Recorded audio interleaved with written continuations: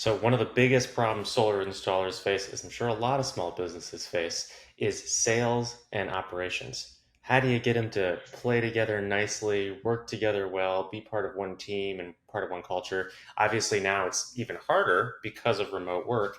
You have half of your workforce that might be at home and half of your workforce on a 100-degree roof.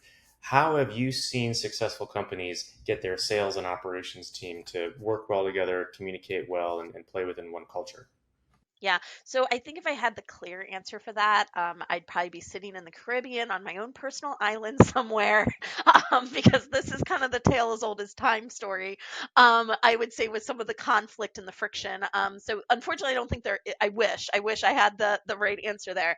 Some of the tips and tricks though that I will say that I have seen that do help with some of this is making sure that there is an understanding and a respect of each team, right? Some of the things that we've seen is doing some job sharing. Maybe it is even the solar, the salespeople going out into the field and experiencing what installers do in a day, right? And having some of that empathy for what our solar installers do, and vice versa, right? Having some of our solar installers being on those calls, seeing or overhearing some of those calls, right? And experiencing what our sales teams are going through and how the rejection, how hard the rejection can be, right, on a regular basis, and needing to be able to kind of navigate through some of that, or sharing some of those experiences.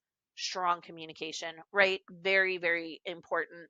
um we've worked with teams to put in ground rules on how we communicate, and making sure that if there's an issue that we're getting on a call, a meeting in person, whatever it is, but we're pulling all of the players in to talk through, okay, this was an issue.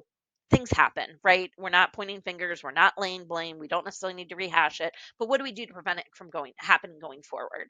Um, if you're and then a lot of it's leadership, right? So making sure that we're being cognizant of, are there inequities that are happening between the teams? How are we communicating that? How do we, as leadership, right, is our ops and our sales leader at friction and at odds, right? If you can't get mom and dad playing together, right, nicely, employees are going to take advantage of that, right? Just kind of in a family that's going through divorce, right? They'll play you off each other if you allow it to happen.